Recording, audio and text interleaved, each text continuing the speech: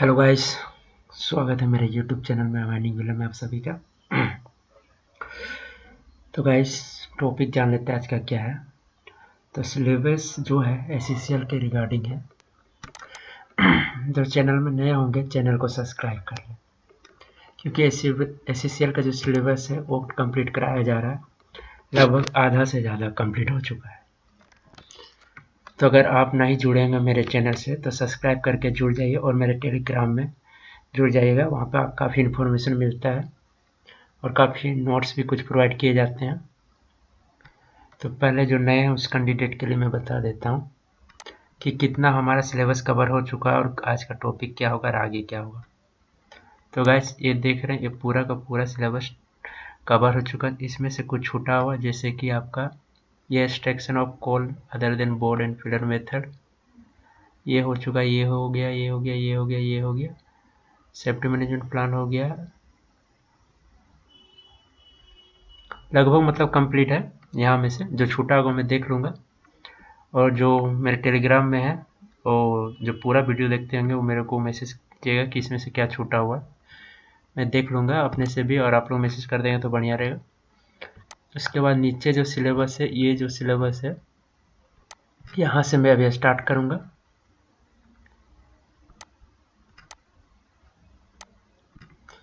First aid आज का topic होगा, फर्स्ट एड, ठीक है।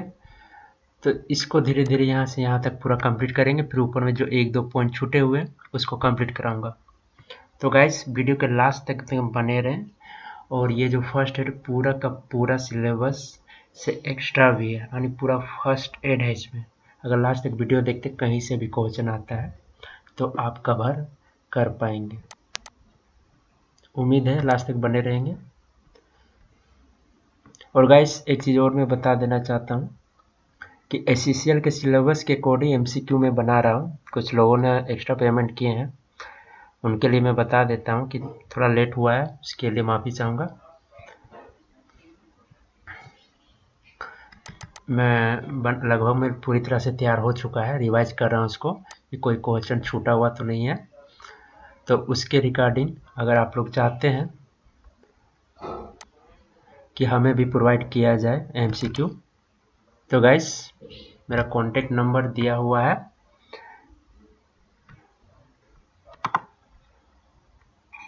एक बार और मैं अपना कॉन्टेक्ट नंबर यहाँ लिख देता हूँ।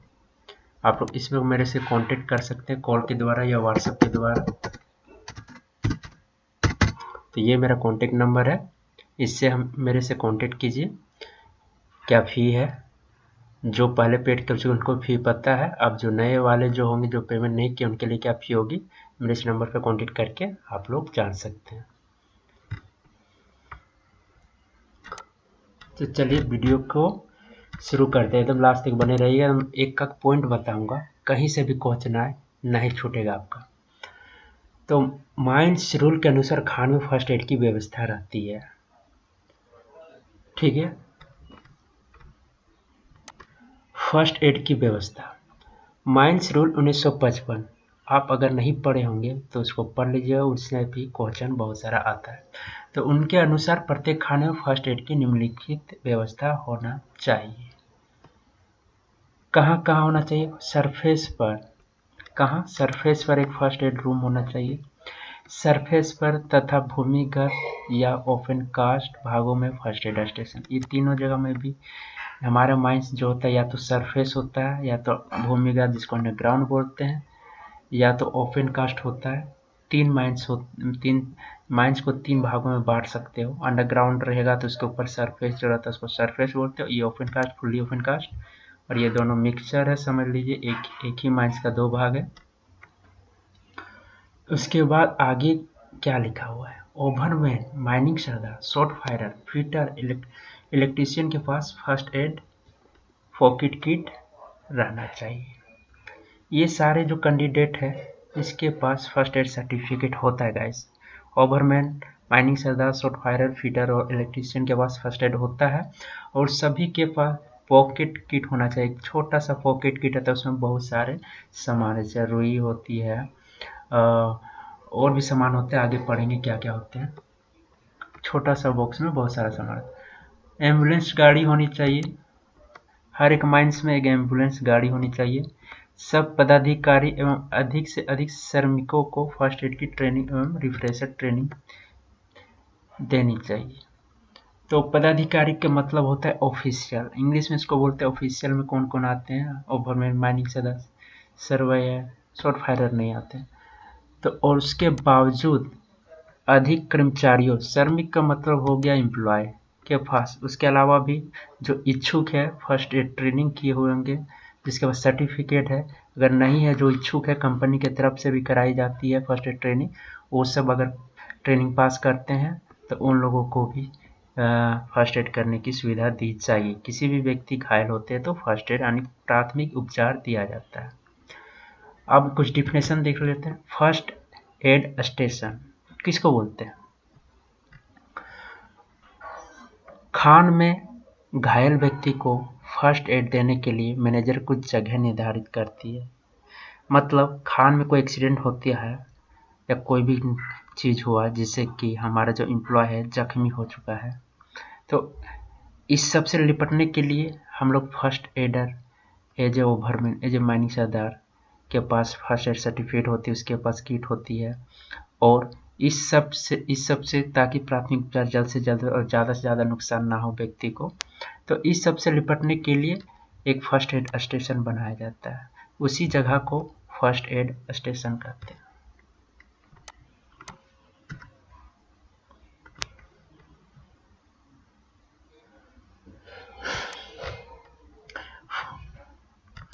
फर्स्ट एड एक स्टेशन पर निम्नलिखित सामान रखा रहता है। क्या क्या सामान है देखते हैं। एक स्ट्रेचर और 2 कंबल। एक स्ट्रेचर जिसमें से आदमियों को अगर ज़्यादा घायल है, वो चलने के लायक नहीं बचा हुआ है, तो उसको उस स्ट्रेचर पे लेटा के ले जाया जाता है। और कंबल इसलिए रखे जाते हैं क्योंकि अगर आग लग गई है, अगर कोई एम्प्लॉय में किसी बॉडी पार्ट में आग जल रही है, तो कंबल को हम लोग लपेट देते हैं। लपेटने से कंबल में आग नहीं लगती है। सोचते हैं कि कंबल तो कपड़ा है, वो लग सकती नहीं लगी, क्योंकि ऑक्सीजन को एकदम बांध देती है। ऑक्सीजन जहाँ ऑक्सीजन है वहीं आग जलेगी, ऑक्सीजन नहीं तो आग नहीं। तो इस तरह का अरेंजमेंट कंबल का काम है, स्ट्रेचर का भी काम यही है। तो 2 कंबल रहते हैं। उसके बाद एक जिसको हिंदी में खपच्चियो लिखा है, इसको इंग्लिश में स्प्लिंट्स के सेट रहते हैं, जो इस प्रकार है। 1.4 मीटर का, 0.9 मीटर का, 0.3 मीटर का। साथ में बांधने के लिए ट्रायंगुलर बैंडेज होता है। अब फर्स्ट एड का क्लास किए होंगे, ट्रायंगुलर बैंडेज देखे होंगे, काफ़ी बड़ा रुमाल रहता है, कपड़ा रहता है, ट्रायंगुलर बैंडेज इसको बोलते हैं। तो फर्स्ट एड बॉक्स प्रत्येक 150 व्यक्तियों पर एक होना चाहिए, यानी कि जो फर्स्ट एड बॉक्स में जितना सामान है, एक बॉक्स है उसके अंदर बहुत सारा सामान रहता है, ताकि व्यक्ति घायल हो तो उस समय हम लोग उसका ट्रीटमेंट कर सकें। बस प्राथमिक उपचार, ज़्यादा ट्रीटमेंट नहीं होता है, थोड़ा मोड़ा उसको डॉक्टर तक पहुंचाने के लिए जो सुविधा की जा सकती है उतना ही किया जाता है। तो 150 व्यक्तियों पर एक रहेगा। अगर आपके माइंस में कितने एम्प्लॉय, मान लो 200 एम्प्लॉय है, तो कितने फर्स्ट एड क्या लिखा हुआ फर्स्ट, हाँ, कितने फर्स्ट एड बॉक्स रहेंगे? तो 2 रहेंगे। 150 पे एक रहेंगे या उसके पार्ट पे एक। अगर 300 है तो भी 2 ही रहेंगे, 301 है तो 3 हो जाएंगे, है ना। प्रत्येक शिफ्ट में फर्स्ट एड स्टेशन आसपास काम करने वाले किसी फर्स्ट एड ट्रेंड व्यक्ति को चार्ज में रहता है, यानी कि आसपास में जो काम करने वाले व्यक्ति है जिसके पास फर्स्ट एड सर्टिफिकेट वो चार्ज में रहेगा। उसका नाम फर्स्ट एड स्टेशन पर लिखा रहता है। वह फर्स्ट एड करता है और सामान की कमी होने पर उसकी पूर्ति भी करता है। तो कमी होने पर अपने सुपीरियर को बताएगा कि ये सामान हमारे फर्स्ट एड में होना चाहिए, नहीं है, फिर ऊपर से उसको दिया जाएगा। फर्स्ट एड स्टेशन निम्नलिखित जगह पर बनाया जाता है। तो गाइस ये बहुत इंपॉर्टेंट था, और ये भी जो डाटा है ये 150 व्यक्तियों पर एक इम्पोर्टेंट है, ये भी इम्पोर्टेंट है, ट्रायंगुलर बैंडेज भी इम्पोर्टेंट है। तो इसको ध्यान से सुनिएगा और लास्ट तक बने रहिएगा। हो सकता है कुछ टाइम बोरिंग लगे, लेकिन घबराना नहीं है, उम्मीद पे दुनिया कायम है, तो कहीं नहीं छोड़ना है। और प्रॉब्लम तो होती है हर जगह, पढ़ने में ज़्यादा प्रॉब्लम होती है। तो गैस कहाँ का सरफेस पर कहाँ पर होना चाहिए? पिट टॉप। पिट टॉप किसको बोलते हैं? इंक्लाइंट रहा तो जो इंक्लाइंट माउथ रहता है जहाँ से घूमते हैं उसको, साफ्ट रहा तो ऊपर का भाग जहाँ से हमारा केज नीचे जाता है, ठीक है। ये हो गया वर्कशॉप। वर्कशॉप कहाँ पर होता है? हमारे माइंस में मैकेनिकल वर्कशॉप होता है, इलेक्ट्रिकल भी होता है, तो वो सब वर्कशॉप के पास व्यक्ति काम कर रहे तो उसे भी चोट लग सकती है ना, तो उस जगह पर भी होती है। स्क्रीनिंग प्लांट एवं साइडिंग में होती है। साइडिंग जहाँ स्क्रीनिंग जहाँ कर रहे कोयला का, वहाँ भी तो चोट लग सकती है, तो वहाँ भी रहती है। अन्य जगह जहाँ 50 से अधिक व्यक्ति काम कर रहे हैं, यानी कि कोई और जगह भी हो सकती है जहाँ 50 से अधिक व्यक्ति काम कर रहे हैं। ये हो गया सरफेस पर, ठीक है।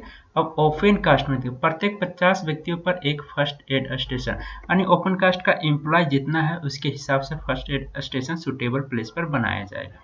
इसका कोई जगह फिक्स नहीं है, सुटेबल प्लेस पर बनाया जाएगा।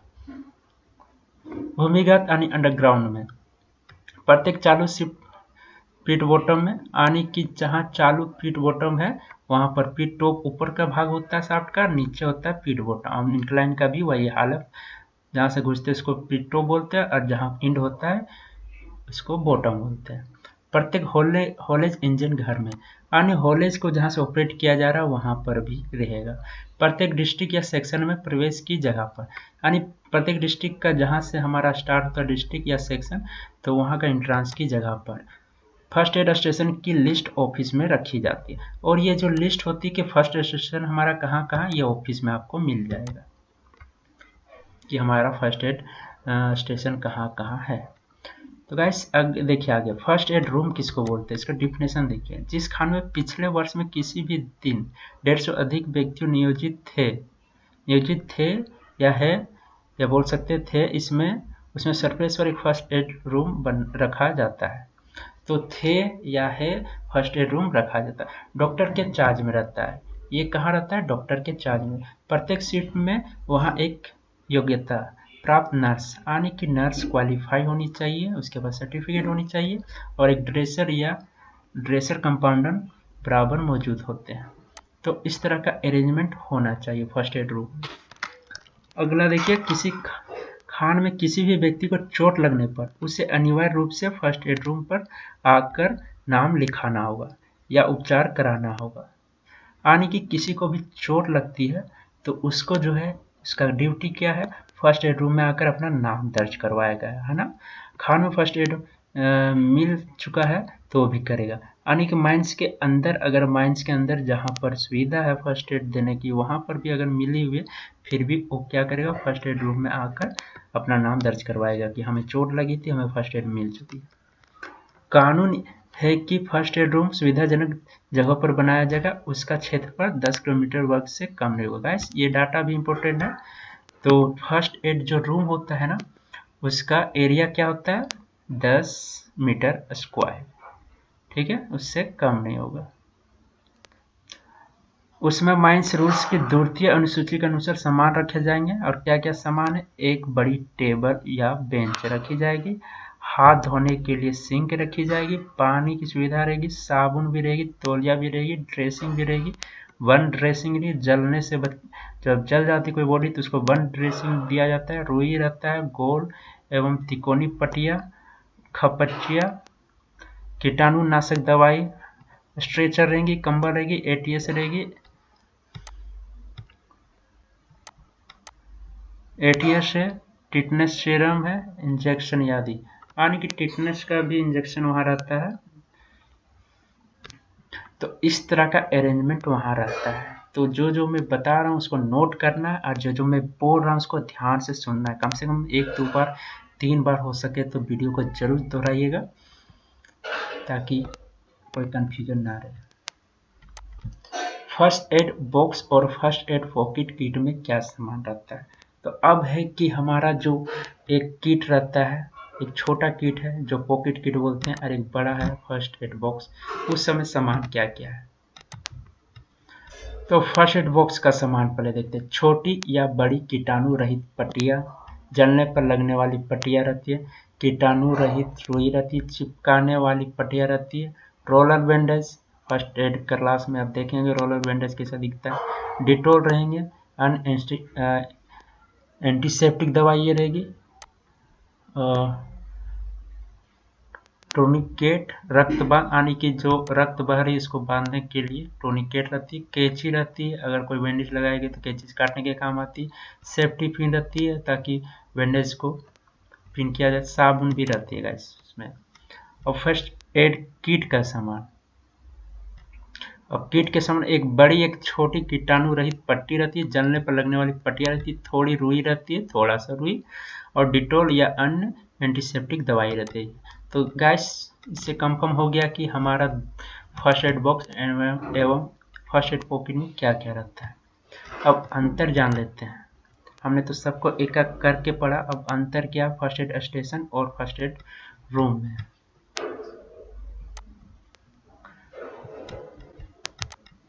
फर्स्ट एड स्टेशन खान में भूमिगत भाग में, सरफेस पर ओपन कास्ट भाग में निर्धारित स्थान है जहां चोट लगने पर व्यक्ति को फर्स्ट एड दिया जाएगा। वहां स्ट्रेचर, कंबल और खपच्चा एवं फर्स्ट एड बक्सा रखा रहता है। ये फर्स्ट एड स्टेशन के लिए। और फर्स्ट एड रूम के लिए यहाँ देखिए, फर्स्ट एड रूम सरफेस पर बना एक बड़ा अलग रूम होता है। इसका रूम जो है काफ़ी बड़ा है और ये कहाँ रहता है, सरफेस में रहता है। ये कहाँ रहता है, अंडरग्राउंड में रहता है। ये डिफिनेशन समझ आ रहा है, जिसमें से ये सब कुछ सुविधाएं रहती है, कंबल चपटिया, और इसमें क्या रहती है, टेबल रहती है, बेंच रहती है, पानी रहती है, फर्स्ट एड के कई सामान रखे जाते हैं। इस प्रकार फर्स्ट एड रूम तो एक ही होता है और फर्स्ट एड स्टेशन कई।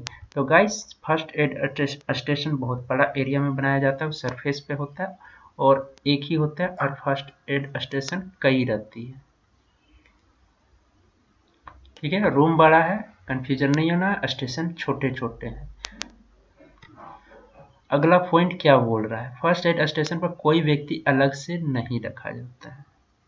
प्रत्येक शिफ्ट में आसपास काम करने वाले किसी व्यक्ति को उसका चार्ज दिया जाता है। यानी एक व्यक्ति नहीं था जो शिफ्ट में काम कर रहा, जैसे 3 शिफ्ट में काम चल रही है तो उस शिफ्ट का बताया रहता है कि ये आप इंचार्ज रहेंगे, आप रहेंगे। तो इस तरह से व्यक्ति चेंजेस होते हैं, उसका नाम वहाँ लिखा रहता है। चोट लगने पर वह व्यक्ति आकर फर्स्ट एड देता है। किसी को चोट लगी तो फर्स्ट एड आके देगा। और फर्स्ट एड रूम में क्या होता है कि डॉक्टर चार्ज में रहता है। क्या रहता है, डॉक्टर चार्ज में रहता है, वहाँ हमेशा डॉक्टर अवेलेबल रहेंगे। और प्रत्येक शिफ्ट में एक नर्स तथा एक ड्रेसर या कंपाउंडर ड्रेसर बराबर ड्यूटी में रहते हैं। तो डॉक्टर तो हमेशा रहेंगे और शिफ्ट के दौरान एक नर्स और ड्रेसर को भी रखा जाता है। तीसरा पॉइंट देखिए क्या हो रहा है, फर्स्ट एड स्टेशन में माइंस रूल की 3वीं अनुसूची में वर्णित सामान रखा जाता है, यानी कि आपका जो दिया हुआ है माइंस रूल में उसके अनुसार रखा जाता है। इसका कुछ डिटेल यहाँ नहीं दिया, माइंस रूल्स का बुक देख लीजिएगा। फर्स्ट एड रूम में माइंस रूल के 2वीं अनुसूची, यानी कि ये भी आपको उसके अनुसार आता है। माइंस रूल्स में थोड़ा सा देखना पड़ेगा। वह एक मिनी डिस्पेंसरी जैसा होता है, परंतु उसमें केवल घायल व्यक्ति का फर्स्ट एड दिया जाता है। चौथा पॉइंट देखते हैं, 3 पॉइंट क्लियर है अच्छी तरह से। फर्स्ट एड स्टेशन पर कोई रिकॉर्ड नहीं रहता है। फर्स्ट एड स्टेशन पर क्या नहीं रहता है, कोई रिकॉर्ड नहीं रहता है, रिकॉर्ड रूम पर रहेगा। फर्स्ट एड रूम में घायल व्यक्ति को रिकॉर्ड रखा जाता है। तो रिकॉर्ड जो होती है ना, कौन व्यक्ति घायल हुआ, क्या तकलीफ हुआ था, कितनी चोटें आई थी, तो वो सब सारे जो डाटा रहते हैं कहाँ रहते हैं, फर्स्ट एड रूम में। यहाँ से एक क्वेश्चन बढ़िया बन निकला कि सारे रिकॉर्ड फर्स्ट एड रूम में रहते हैं या फर्स्ट एड स्टेशन में, तो फर्स्ट एड रूम में रहती है।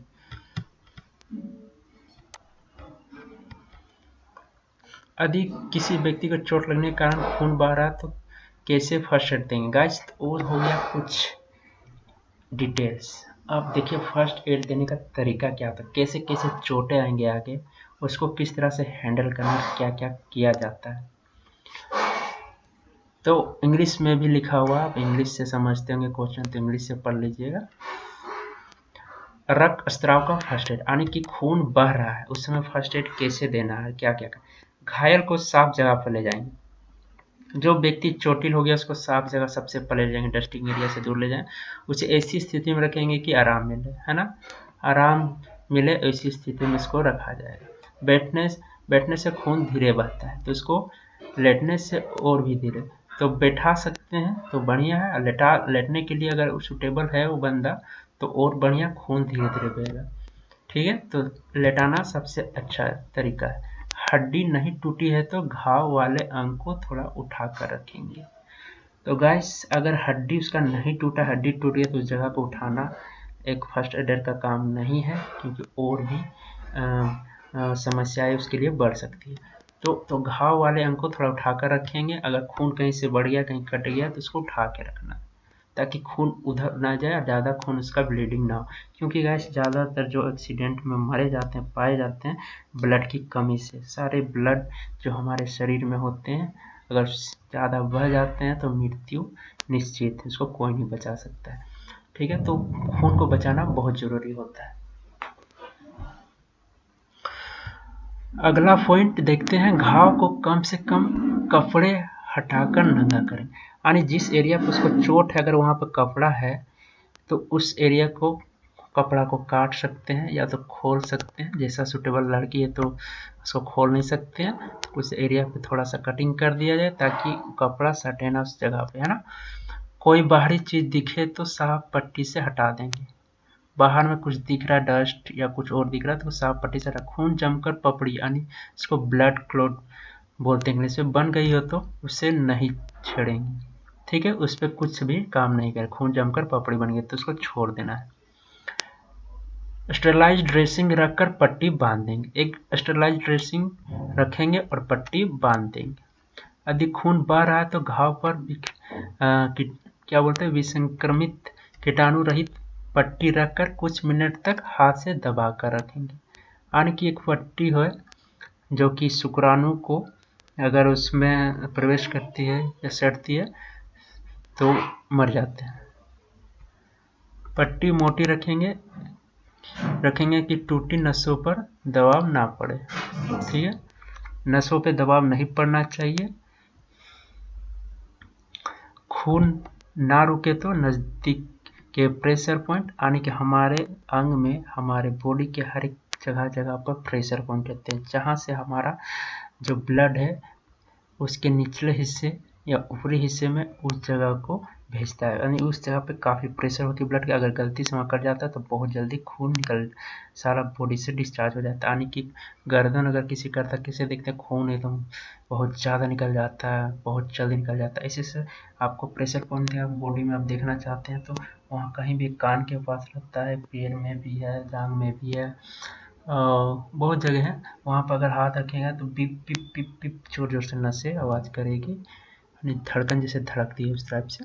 तो प्रेशर पॉइंट पर सिकुड़ते वाली पट्टी बांधेंगे। तो प्रेशर पॉइंट को इसलिए बांध देंगे क्योंकि वहाँ से जो प्रेशर से फेंकेगा खून दूसरे जगह पे जाने के लिए, अगर दूसरा जगह कटा हुआ तो वहाँ से खून निकलता रहेगा। तो प्रेशर पॉइंट को थोड़ा स्लो कर देना है ताकि खून ज़्यादा प्रेशर के द्वारा ना भेजे बाकी अंगों को।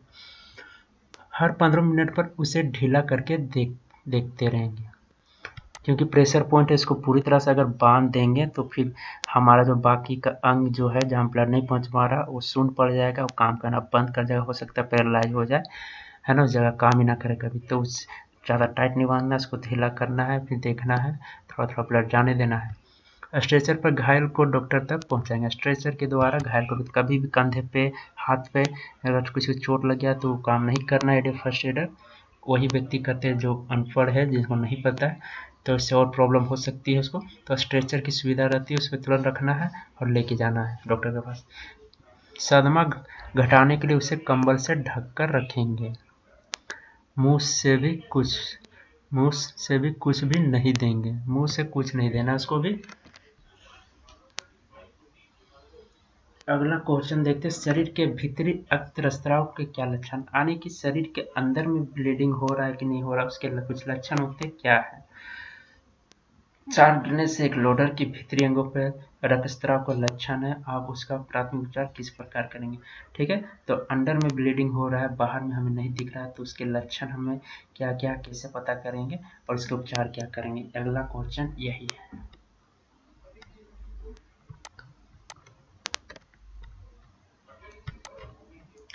तो कुछ लक्षण है जो अंदर में ब्लीडिंग हो रहा है उसको जानने के लिए क्या है।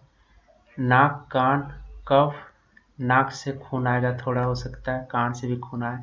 कफ यानी कि जब थूकते हैं कफ निकलता है, उसमें अगर खून दिखता है। उल्टी होता है, उल्टी से अगर खून दिखता है तो समझ लिया अंदर में ब्लीडिंग है।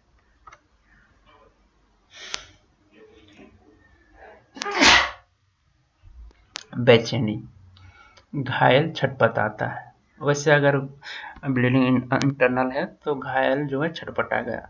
गले के पास कपड़ों को नोचता है, उत्तेजित होता है, थोड़ा उसको गुस्सा आने लगेगा ना।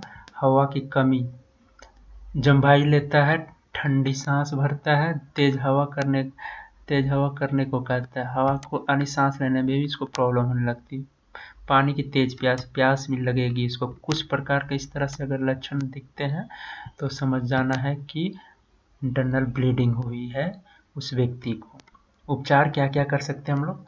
लोडर को स्ट्रेचर पर लिपटाकर कंबल से ढक देंगे, शीघ्र डॉक्टर तक पहुंचाएंगे, हाजिरी क्लर्क और द्वारा डॉक्टर को खबर करें। तो गाइस ज़्यादा कुछ नहीं करना, इसको ट्रांसपोर्ट कर देना डॉक्टर के पास और हाजिरी क्लर्क अटेंडेंस क्लर्क को बोल देना और डॉक्टर को तुरंत खबर करेगा। नोट में कुछ लिखा हुआ है, सिर, छाती या कूल्हे की हड्डी टूटने से या कुचल जाने से भीतरी अंगों में से खून बहता है, वह नाक, कान, मुंह से निकलता है या भीतर ही रहता है। तो कभी कभी हो सकता है कि ब्लड ना निकले, कोई अंग टूट गया तो हमें जो पेशेंट है उससे पता चलेगा कि उसको काफ़ी दर्द होगा, उसको उस जगह को छूने नहीं देगा, उससे भी हमें पता चल सकता है। काम बंद है, अगला क्वेश्चन है, काम बंद है, इसी जगह पर विषैली गैस संक्रांत व्यक्ति का फर्स्ट एड कैसे किया जाएगा, आप क्या करेंगे? तो गाइस ये था व्यक्ति को इंटरनल ब्लीडिंग। अगला पॉइंट है कि नॉक्सियस गैसेस भी हमारे पाए जाते हैं, CO जो नॉक्सियस गैसेस है और भी गैसेस है। तो उस समय उस व्यक्ति कोई प्रभाव होता है सब चीज़ों से, तो उस समय हमें क्या करना है? दम घुटने के कारण एवं फर्स्ट एड क्या करना है? हवा में विषैली गैस के कारण ऑक्सीजन की कमी व ब्लैक डैम की अधिकता से यानी कि ब्लैक डैम CO के कारण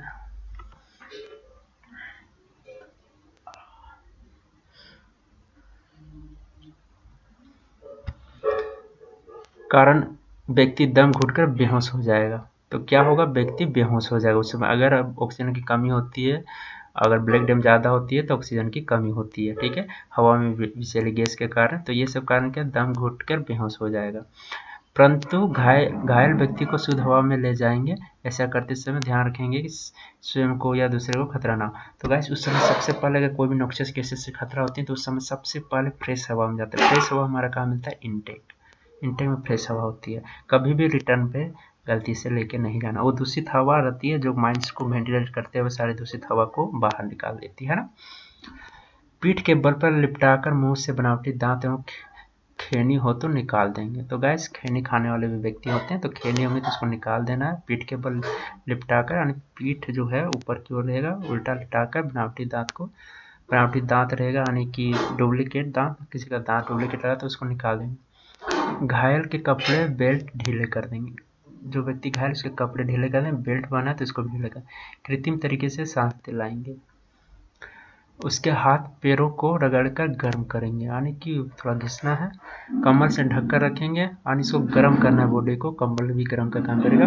होश आने पर गर्म चाय, कॉफ़ी या दूध देंगे, जल्दी से डॉक्टर के पास पहुंचाएंगे। यानी गर्म चीज़ों की उसको आवश्यकता पड़ती है तो चाय, कॉफ़ी, दूध कुछ भी दे सकते हैं होश आने पर, और जल्दी से डॉक्टर को बुला लेंगे।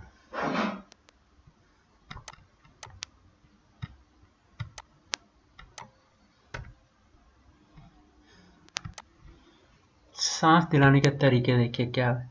फिगर में देखिए, इसको मुंह को खोला जा रहा है, जीभ को दबा दिया जा रहा है, उसमें फूंक रहा है। तो चलिए इसको लिखा हुआ कुछ। डोरी के कुछ ऊपर उठाकर सिर को झुकने देंगे। देखिए झुका दिया है सिर को। घायल की नाक को बंद करके मुंह से 5 से 7 बार फूकेंगे। नाक बंद कर देना, नाक के द्वारा कोई भी सांस नहीं जाएगा, मुंह से सांस दिया जाएगा इसको। फिर 1 मिनट में 10 बार की गति से मुंह में हवा फूकते रहेंगे। हर बार हवा मारने के बाद अपना सिर दूर हटाएंगे। एक बार हवा मारे अपना मुंह हटा लेना है। तब तक करेंगे जब तक वह व्यक्ति सांस लेने ना लगे। जब तक व्यक्ति सांस लेना तब तक करना है। नोट में कुछ है, सांस दिलाने में तकनीक भी देर ना करेंगे यानी कि व्यक्ति जैसे भी पाया जाता है तुरंत सांस देने की कोशिश करेंगे। मस्तिष्क को 4 मिनट की ऑक्सीजन ना मिले तो मृत्यु हो सकती है। यानी कि है ना, हमारा जो दिमाग है उसको 4 मिनट के अंदर अगर ऑक्सीजन नहीं मिलती है तो मृत्यु हो सकती है, दिमाग मर जाता है। आंखें जिंदा रहती है 4 घंटे तक, कुछ इस तरह के डाटे हैं। गैस तो कोई व्यक्ति मरता है ना तो उसका मजाक नहीं उड़ाना है ना, क्योंकि आंखें सब दिखती है 4 घंटे तक। दुश्मन भी रहे तो प्यार से बात करना है। सांस दिलाने की क्रिया आधे घंटे तक भी जारी रखनी पड़ सकती है। ठीक है, आधे घंटे तक भी जारी रखनी पड़ेगी तो करना है। सीओ के प्रभाव से घंटों तक श्वास दिलानी पड़ सकती है। सीओ का जो भयंकर है नोक्सियस गैस, वो होने पर घंटों तक भी सांस देना पड़ सकता है। ऐसी अवस्था में रॉकिंग स्ट्रेचर प्रयोग करेंगे। तो कुछ स्ट्रेचर है, स्ट्रेचर टाइप रॉकिंग स्ट्रेचर, उसका प्रयोग करेंगे।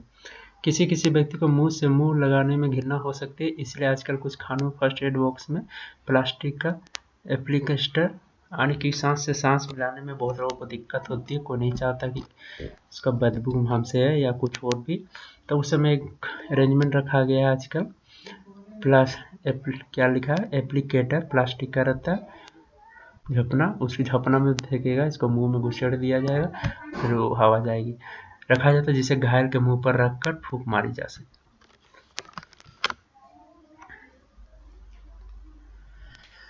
उम्मीद है अच्छे से मैं समझा पा रहा हूँ और आप भी समझ पा रहे होंगे, और नहीं समझ पा रहे होंगे तो मेरे को कमेंट जरूर कीजिएगा। मैं अपना समझाने का लेवल थोड़ा और बढ़िया करने की कोशिश करूँगा, और रिप्लाई सभी को मैं देता हूँ, तो आपको भी मैं भी जरूर दूँगा। और वीडियो अगर अच्छा लगता है तो गाइस वीडियो को लाइक कर लें, चैनल को सब्सक्राइब जरूर कर लें, है ना। और जो भी मैं वीडियो अपलोड करता हूँ उसको लास्ट तक देखेंगे तो काफ़ी नॉलेजेबल वीडियो रहती है, लास्ट तक जरूर देखिएगा, बस यही उम्मीद है आप लोगों से। और बाकी मैं ये जो CCL का सिलेबस है इसको पूरा कंप्लीट करा के रहूँगा, फ्री ऑफ कॉस्ट तो है ही, कोई दिक्कत नहीं है।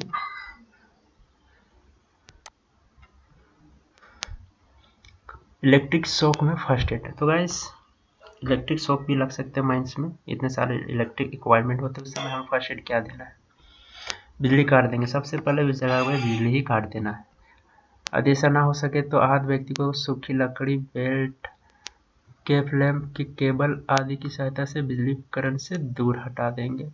तो हो सकता है उस व्यक्ति को शॉक लग रहा होगा, शॉक पे ही है, तो उस समय इस सब चीज़ों से दूर कर देना है, और नहीं तो बिजली काट देंगे तो बहुत बढ़िया है, कोई करंट पास होगी नहीं, और नहीं काट सकते हैं तो इस सब सुविधा किए जाएंगे। कपड़ों में आग लगी हो तो बुझाएंगे, कपड़े में आग लगे तो इसको बुझा देना है, जैसे बनावटी तरीके से सांस दिलाएंगे। होश आने पर जलने के घाव को प्राथमिक उपचार करेंगे, जब होश आएगा अगर तब करेंगे, उससे पहले नहीं। उसे कंबल से ढकेंगे, शीघ्र डॉक्टर के पास पहुंचाएंगे, चाय कॉफ़ी पिला सकते हैं। होश आ जाते हैं तो बहुत बढ़िया, चाय कॉफ़ी पिला दीजिए उसको, कंबल से ढक देना, डॉक्टर को बुला लेना। जलने के घाव के उपचार के साधारण नियम क्या है, साधारण नियम देखते हैं। जलने के फर्स्ट एड क्या क्या कर सकते हैं। खान में आग लगने पर, विस्फोट होने पर, बिजली का करंट मार जाने पर तथा कॉलेज के रास्ते, बेल्ट आदि की रगड़ से जले घाव हो सकते हैं। सामान्य नियम क्या है करने का, ये हो सकते हैं, कैसे के जल सकते हैं वो कुछ लिखे हुए हैं। और नियम क्या है, जले भाग को हाथ से नहीं छुएंगे, सबसे पहले जहाँ जला उसको हाथ से टच करना ही नहीं रहता है, कोई भी डॉक्टर भी जो है हाथ से डायरेक्ट टच नहीं करता, उसके लिए ग्लव्स होते हैं, रुई होते हैं, काफ़ी चीज़ होते हैं जो कि इसमें हाथ में हमारे बहुत सारे कीटाणु होते हैं, घाव के अंदर चले जाते हैं तो इन्फेक्शन बढ़ जाता है, तो यही सब रीजन से जले भाग को हाथ से नहीं छुएंगे। घाव पर पड़े जले कपड़ों को नहीं हटाएं, कपड़ा भी नहीं हटाना हमें, वो सब डॉक्टर देगा। छालों को नहीं फोड़ेंगे, यानी छाले पड़ गए हैं जलने के कारण, उसको भी नहीं कुछ करना है। घाव पर बर्न ड्रेसिंग रखकर हल्की पट्टी बांधेंगे, बर्न ड्रेसिंग जो होती है उसको लगाएंगे और हल्की पट्टी बांधेंगे। गर्दन, छाती या कमर के कपड़े व बेल्ट ढीले कर देंगे, उसे स्ट्रेचर पर लिटाकर कंबल से ढक देंगे। प्यास लगे तो मुंह या गला पानी करने के लिए थोड़ा पानी देंगे, जल्दी से डॉक्टर के पास पहुंचा देंगे। तो ये सब कुछ सामान्य नियम है जो करने चाहिए, और एक फर्स्ट एडर आपको करना है। सदमा क्या होता है, यानी कि शॉक, जिसको इंग्लिश में बोलते हैं शॉक लग गया है इसको, शॉक यानी बिजली का शॉक नहीं, शॉक में सदमा होता है। उसके लक्षण में प्राथमिक उपचार क्या है।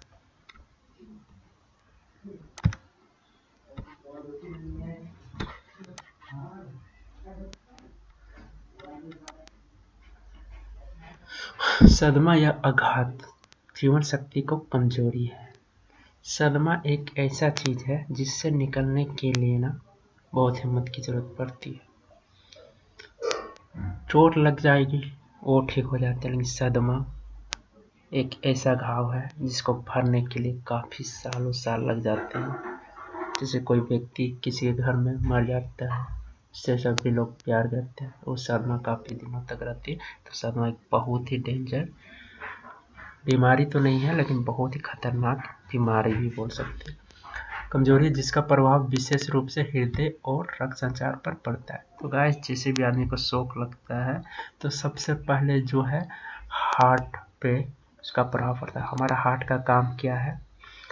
सभी अंगों तक शुद्ध रक्त यानी ब्लड पहुंचाने का काम है। हमारा हृदय पे सबसे ज़्यादा प्रभाव पड़ता है। अगर हमारे हृदय में कुछ कमी होती है तो ब्लड जो है हमारा प्योर होके सारे अंगों पे नहीं जाएगा या कम जाएगा। हर चोट व दम घुटने से कुछ न कुछ सदमा होता ही है। चोट या दम घुटने से कुछ न कुछ सदमा होता ही है। गहरी चोट से यही मृत्यु का कारण बनता है। तो बहुत ज़्यादा चोट लगा हुआ है ना, उस सदमे में चला गया कि यार हमको बहुत ज़्यादा चोट लग गया, अब हम मर जाएंगे, बचेंगे नहीं। तो सदमा जो है ना बहुत खराब चीज़ है, अनएक्सपेक्टेड है। सदमा से अचानक से हार्ट अटैक आता है, मर जाता है, बहुत कुछ होता है। सदमे के लक्षण: चेहरा पीला पड़ जाएगा, माथे पर पसीना आएगा, शरीर ठंडा पड़ने लगेगा, नाड़ी कमजोर परंतु तेज, कमजोरी, चुपचाप हो जाना, पड़े रहना, नजर स्थिर। तो इस सारे सदमे के लक्षण है। इस सब अगर व्यक्ति पे देखते हैं तो सदमे में है। सदमे का फर्स्ट एड क्या किया जाएगा? हिम्मत बांधकर भयहीन करेंगे, उसको दिलासा देंगे कि कुछ नहीं हुआ है, कुछ नहीं हुआ है, ठीक हो जाएगा, कोई दिक्कत नहीं, थोड़ा सा चोट है। साफ हवा में ले जाएंगे यानी इनटेक की ओर ले जाएंगे जहाँ हवा साफ है। गर्दन, छाती व कमर के पास कपड़े ढीले करेंगे। कपड़े ढीले करने बहुत जरूरी है, सभी में है। अनावश्यक हिल डुल नहीं करेंगे, दर्द बढ़ेगा। और इस व्यक्ति को ज़्यादा गंभीर चोट लगे, इसको ज़्यादा हिलाना डुलाना नहीं तो दर्द बढ़ेगा। तो सिंपली तरीके से इसको लिटा देना है जिधर इसको तकलीफ नहीं हो रही है। स्ट्रेचर पर लिटाकर कंबल से ढक देंगे। कंबल से ढकना हर एक फर्स्ट कोई भी प्रॉब्लम कंबल से ढका जाएगा। सिर्फ डॉक्टर को, और डॉक्टर तो कंपलसरी, क्योंकि आप एक डॉक्टर नहीं है। प्राथमिक उपचार का मतलब होता है थोड़ा मोड़ा उसको डॉक्टर तक पहुंचाने के लिए जो कर सकते वही करेंगे, तो डॉक्टर तक पहुंचा देना। अगला क्वेश्चन देखिए, हड्डी टूट जाने पर क्या फर्स्ट एड देंगे? गाइस, कोई हड्डी टूट जाता है उसमें फर्स्ट एड कैसे देना है, क्या देना है? एक फर्स्ट एड आपको पता होना चाहिए। टूटी हड्डी को बैठाने की कोशिश बिल्कुल नहीं करनी। कहीं टूट जाए तो उसको सोचेंगे कि हम बैठा देते हैं, वो नहीं करना है। उसे सहारा देकर स्थिर रखेंगे। यदि व्यक्ति को कुछ दूर भी हटाना है तो दूसरे भाग की टेम्पररी सहारा देंगे।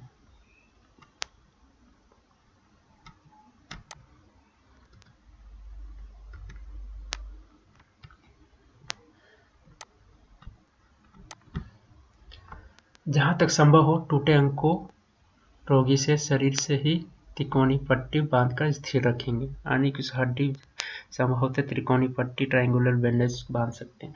जरूरत हो तो लकड़ी का स्प्लिंट काम में लेंगे। स्प्लिंट जो है लकड़ी के होते हैं, उसको काम में लेंगे। खपचे ऐसी लंबाई की चुनेंगे कि टूटे स्थान पर ऊपर या नीचे के जोड़ स्थिर रखे जाएंगे। पहले ज़माने में जो होता है ना, स्प्लिंट किसको बोलते हैं, कैसे डॉक्टर प्लास्टर कर देता है, उसमें लकड़ी से बांध दिया जाता था और उस लकड़ी को ऐसे ऐसे करके बांध दिया जाता था, लकड़ी दे के बांध दिया जाता था, तो वो स्प्लिंट है। खपचे ऐसी लंबाई के चुनेंगे नीचे के जोड़ स्थिर से हो जाए तो खपचे तिकोनी पट्टी से बांध देंगे। खपचे कपड़ों के ऊपर ही बांधेंगे, कपड़ों के ऊपर ही बांधेंगे, पहले कपड़ा फिर खपचे। उन्हें मजबूती से बांधेंगे परंतु इतनी जोर से नहीं कि रक्त का संचार ही रुक जाए, है ना, रक्त का संचार होना जरूरी है। खून बह रहा है तो उसका उपचार पहले करेंगे। खून बह रहा है तो उसको पहले बंद करना, परंतु हड्डी की चोट को ध्यान रखेंगे, हड्डी का चोट को ध्यान रखते हुए करेंगे। घायल को स्ट्रेचर पर लिटाएंगे, कंबल से ढकेंगे, हिम्मत बंधाएंगे, शीघ्र डॉक्टर तक पहुंचाएंगे। तो डॉक्टर को हिम्मत देना जरूरी ताकि वो सदमा में ना चला जाए। नोट में देखिए, रूफ होल या साइड फोल के मलबे में दबे व्यक्ति को निकालना है तो सावधानी रखेंगे क्योंकि हड्डी टूटी होने की संभावना है ना। अगर कोई प्रोक्लप्स किया है, कुछ भी और हुआ है जिसके कारण व्यक्ति नीचे है, ऊपर कुछ मलबा पड़ा हुआ है, तो उस समय क्या करेंगे, हड्डी उसका टूट सकता है, तो ध्यानपूर्वक इसको धीरे धीरे करके निकालना, एक बार में खींच नहीं लेना है और हड्डी टूट सकती है। सिर नीचे वाले जबड़े, रीढ़ की हड्डी, पसली और कूल्हे की हड्डी टूटने पर विशेष सावधानी रखें। ये सब हड्डी टूटते तो विशेष सावधानी रखना। घायल की स्थिति देखकर अंदाजा लगाएं कि किस भाग में चोट लगी। तो किस भाग में चोट लगी है, वो व्यक्ति अगर बेहोश हो गया है तो आपको बता नहीं पाएगा ना। तो उस समय हमें क्या करना है, ध्यान से उसे देखना है और अपने से पता करना। फर्स्ट एड की गलती के कारण आए दिन कोयला खानों में गंभीर दुर्घटना वाले व्यक्तियों को मृत्यु हो जाती है। तो गाइस, फर्स्ट एड जो है एक बहुत ही रिस्पॉन्सिबल वाला काम है। तो अगर फर्स्ट एडर आपको पूरी नॉलेज नहीं है तो उनको बिल्कुल ना छुए। मेरा यही आप लोगों से बोलना है कि उसको और चोटें लग सकती है आपके कारण, है ना। तो उस व्यक्ति को फर्स्ट एड जब क्लास करते हैं तो अच्छे से क्लास करनी चाहिए और प्रैक्टिकल करनी चाहिए, तो आपकी नॉलेज बढ़ेगी। तो ठीक है, इस तरह का रीजन है। कई पैरालिसिस से अपंग हो जाते हैं हमारे, जैसे कि खून का बहाव ही बंद कर दिया, टाइट बांध दिया तो पैरालिसिस हो गया, वो अंग काम नहीं कर रहा, उसके भाग का अंग नीचे का। इस पर कोल कर्मियों के डिजिटल सर्विस ध्यान देते हुए भरोसे के साथ नहीं कहा जा सकता, जिन पर बीतती है वही जानते हैं, है ना। तो वैसे आपको कोई दिक्कत तो ज़्यादा नहीं होती है, लेकिन जिसको पैरालाइज होती है वही जानेंगे। मेरुदंड रीढ़ की हड्डी में चोट लगने पर व्यक्ति का किस प्रकार, यानी कि रीढ़ की हड्डी की बात हो रही है, person receiving injury to the backbone, रीढ़ की हड्डी। तो उस समय क्या करना है, कुछ है, इसको भी देख लेते हैं। रीढ़ की हड्डी, जांघ की हड्डी या टांग का फ्रैक्चर होने पर फर्स्ट एड का तरीका नीचे एक साथ दिया जा रहा है। इसमें मुख्य बातें समझने की सुविधा होगी। याद रखने योग्य बातें हैं 3 से। रीढ़ की हड्डी रहेगी तो 3 पट्टी बांधी जाएगी, टांग की हड्डी रहेगी तो 5 पट्टी, जांघ की हड्डी रहेगी 7 पट्टी। तो ये डाटा आपको देख लेना। रीढ़ की हड्डी 3 पट्टी रहेगी, टांग की हड्डी 5 और जांघ में सबसे, देखिए इसको शॉर्टकट में देख सकते हैं, जांघ का जो एरिया है सबसे बड़ा 7 पट्टी, टांग थोड़ा सा उसके नीचे की है तो 5 पट्टी, और रीढ़ की हड्डी ऊपर का भाग 3, 5, 7, इस तरह से याद रख सकते हैं, 3, 5, 7। ठीक है, अब देखिए कुछ फिगर भी काफी अच्छा से दिखाया गया है। रीढ़ की हड्डी, बैकबोन के टूटने पर घायल को सावधान करेंगे कि बिना हिले डुले लेटे रहे। यानी कि रीढ़ की हड्डी टूट गई तो इसको ज्यादा हिलाना डुलाना नहीं, सावधान करना, पट्टी बांधकर स्थिर करना, पट्टी बांध देंगे उसको और स्थिर कर देंगे। कितने पट्टिए थे, 3 पट्टिए थे। घायल को रखने टखनों यानी एंकल्स, घुटनों और जंघाओं, थाइस के बीच तिकोनी पट्टी को गदिया पेटी रखेंगे। दोनों टखनों और पैरों को मिलाकर अंग्रेजी के 8 के कार के पट्टी बांधेंगे, गांठ पैरों के तुलिये पर रखेंगे। देख रहे हैं इसमें किस तरह से काम किया जा रहा है रीढ़ की हड्डी पर। सदमे की रोकथाम, घायल उसको समतल जगह पर लिटाएंगे, उससे हिम्मत बढ़ाएंगे और कंबल से ढक देंगे, है ना। सदमा नहीं होना चाहिए, इसको हिम्मत बढ़ाते रहना है, कंबल ढकना है। नीचे कंबल घुसाना है, नीचे कंबल घुसाने का भी कुछ बोला जा रहा है। एक कंबल को लंबा रखते हुए आधी चौड़ाई एक गोल करके लपेटेंगे, उससे घायल के बगल में रखेंगे। घायल को थोड़ा घुमाकर गोल किया जाएगा, गोल किया भाग उसे घुसाएंगे। घायल को थोड़ा घुमाकर गोल किया हुआ भाग उसमें घुसाएंगे, फिर उसे सीधा करके लपेटे भाग को खोल लेंगे ताकि घायल खुले कंबल के बीच आ जाए, है ना। तो कंबल की उसको रखना है। इस काम में एक व्यक्ति बराबर उसके सिर पर सहारा देंगे, दूसरा उसकी टांगों को, 2 अन्य व्यक्ति बाकी टांग। देखिए 4 व्यक्ति यहाँ काम कर, एक सर के पास, एक यहाँ पर है, 2 व्यक्ति बीच में। स्ट्रेचर पर लादना, स्ट्रेचर पर लादना किस तरह से लादेंगे, जो घायल के दोनों और कंबल को, घायल के दोनों और कंबल को गोल लपेटते हुए, यानी कि गोल लपेटते हुए, जिस तरह से रोलर को लपेटते हैं उस तरह से लपेटा जाएगा, उसके शरीर तक लाएंगे। 2 व्यक्ति सिर और पैर को संभालेंगे, बाकी व्यक्ति लपेटे कमर को उठाकर घायल को हल्के से स्ट्रेचर पर ला देंगे। हल्का स्ट्रेचर पर ला देना, ज़्यादा जोर नहीं देना, धीरे धीरे इसको रखना। स्ट्रेचर की सतह को पहले कड़ा कर देंगे। स्ट्रेचर को जो सतह है एकदम कड़ा होना चाहिए। घायल की गर्दन के नीचे पेड़ लाकर गर्दन स्थिर कर देंगे। गर्दन को स्थिर करना है ना, पेड़ लगा देना है, गर्दन को स्थिर करने के रिक्वायरमेंट होते हैं। उसे स्ट्रेचर से बांध देंगे। स्ट्रेचर में लादने के बाद स्ट्रेचर से इसको अच्छी तरह से बांध देना है। स्ट्रेचर पर घायल पीठ के बल लेटा होगा, यानी कि घायल को सीधा जैसे सोते हैं, मुंह पर ऐसे नहीं, मुंह नीचे करना है, इसको उल्टा लेटाना है। अस्पताल पहुंचाना, अगला काम क्या है हमारा, अस्पताल पहुंचाना। घायल को खान से ऊपर लाकर एम्बुलेंस में अस्पताल भेजा जाएगा। तो बस आपको पट्टियाँ बांधनी है, उसको सीधा रखना है, यही सब काम करना है, आपको कुछ नहीं करना है, डॉक्टर को फॉरवर्ड कर देना है। तो हड्डी इस तरह से टूटा है रीढ़ का, तो इस तरह से काम करना है। अब देखिए अगला है टांग की हड्डी टूटने पर क्या होता है। टांग की हड्डी का फर्स्ट एड उपरोक्त प्रकार का होगा, परंतु 5 पट्टियाँ इस प्रकार होगी। देखिए पट्टियाँ 1 2 3 4 और एक पैर को अच्छी तरह से बांध दिया गया, एकदम सीधा रहेगा ताकि हड्डी में और कोई प्रभाव ना पड़े, सीधा कर दिया गया बांध के। पहली पट्टी टखनों पर घुटनों और जांघों के बीच पैर रखकर दोनों टखनों को मिलाते हुए अंग्रेजी के 8 अक्षर के आकार के में बांधेंगे। 8 के आकार बन रहे हैं, गांठ पैरों के तुलिये पर लगाएंगे। दूसरी पट्टी घुटनों पर मिलाकर बांधेंगे। तीसरी पट्टी जंघाओं को मिलाकर बांधेंगे। चौथा और पांचवा 2 पट्टियां टांगों पर बांधेंगे। एक फ्रैक्चर से कुछ ऊपर, दूसरी फ्रैक्चर से कुछ नीचे, आदि एक ही टांग में फ्रैक्चर है तो गांठ स्वस्थ जांघ पर बांधेंगे। गांठ जो होती है ना, अगर एक ही पैर में चोट है तो जिसमें चोट लगी उस पर नहीं बांधना, दूसरा पे गांठ बांधना है। जांघ की हड्डी होगी टूटेगी तो जांघ की हड्डी हमारा यहाँ रहता है, तो कितने बांधेंगे, देखिए 7, 3 4 5 6 7, यहाँ तक बांधा गया, छाती तक। इसका फर्स्ट एड भी रीढ़ की हड्डी के फ्रैक्चर जैसा ही होगा, परंतु 7 पट्टियां रहेगी। और कहाँ कहाँ रहेगी, कुछ डाटे हैं।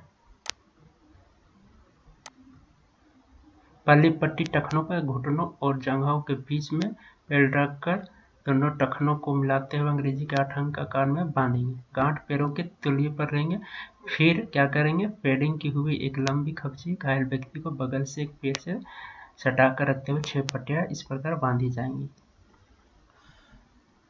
देख रहे हैं यहाँ पे एक लकड़ी दिया गया है ना, दोनों साइड लकड़ी दे दिया जाता है ताकि ये सीधा रहे। लकड़ी जो है सीधा है, हमारा हार्ड है, ठोस से मुड़ेगा नहीं। इसके बाद पट्टियां बांधिए।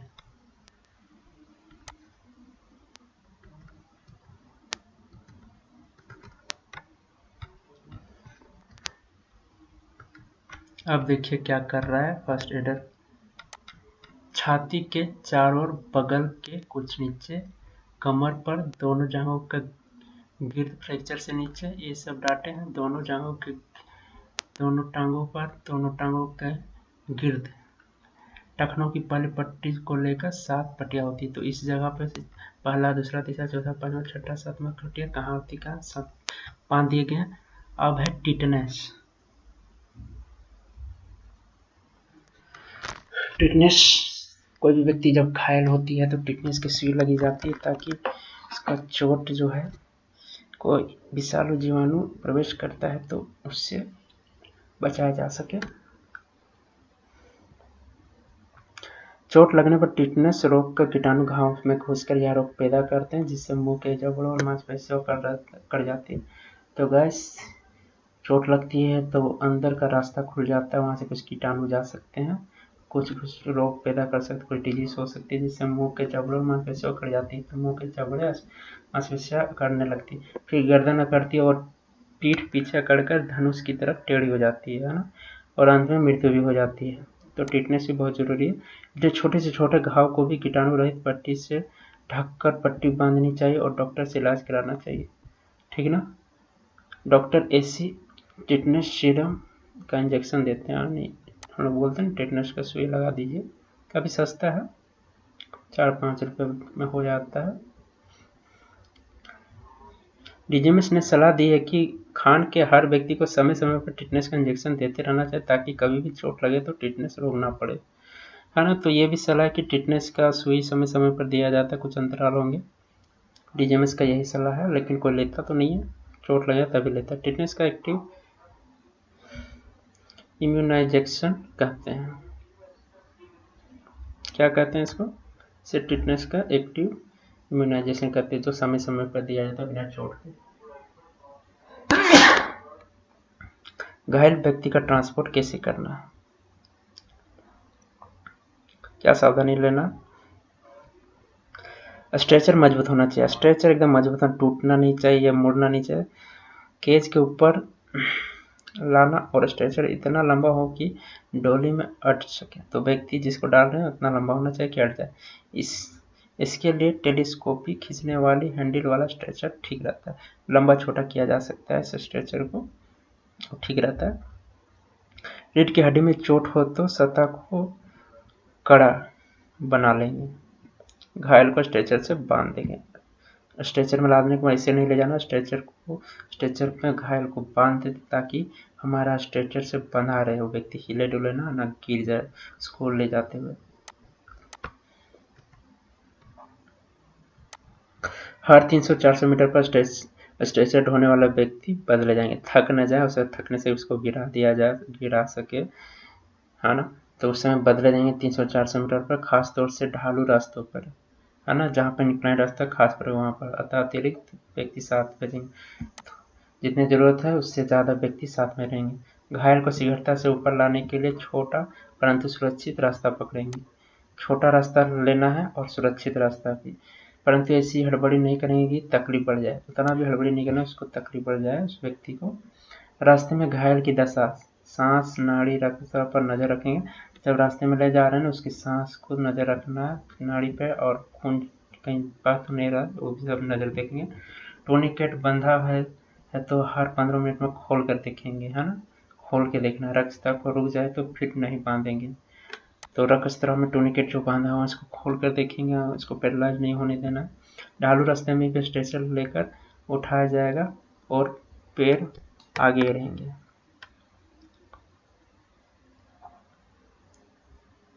स्ट्रेचर के साथ एक ऐसा समझदार व्यक्ति देंगे जो डॉक्टर के आवश्यक जानकारी दे सके, जैसे दुर्घटना कैसे हुई, क्या क्या फर्स्ट एड दिया गया है, घायल की दशा कब कैसी बदली, है ना। तो एक वैसा व्यक्ति होना चाहिए जो उसका शुरू से लास्ट तक उसके साथ है, उस पेशेंट के साथ वैसा एक व्यक्ति रहना चाहिए ताकि डॉक्टर को बता सके क्या क्या हुआ इसके साथ। नोट में लिखा है, सिंगरेनी कोल कंपनी में अपनी खान में प्रयोग के लिए बहुत हल्के स्ट्रेचर खरीदे हैं, कोल इंडिया में ऐसे उपाय नहीं किया गया है। तो कुछ इस तरह के डाटा हैं, कोल इंडिया जानते ही हैं क्या है क्या नहीं है। तो ये जो कंपनी है काफ़ी अच्छी कंपनी के बारे में बोला जा रहा है, ये हल्के स्ट्रेचर रखते हैं, मजबूत और हल्के।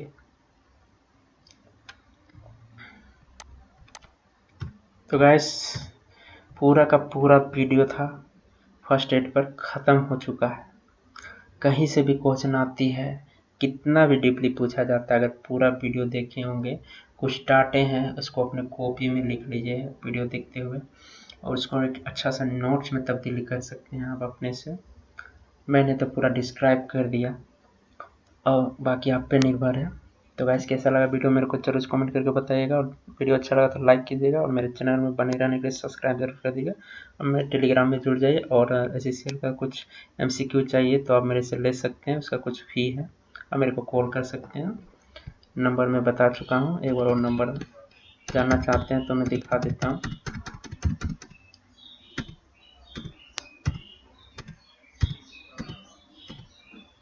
ये है मेरा नंबर, व्हाट्सएप में मैसेज कर सकते हैं, कॉलिंग नंबर भी है, कॉल भी करके हमसे पूछ सकते हैं। ओके गाइस, मिलते हैं नेक्स्ट वीडियो में जल्द ही आप लोगों से, तब तक के लिए जय हिंद जय भारत।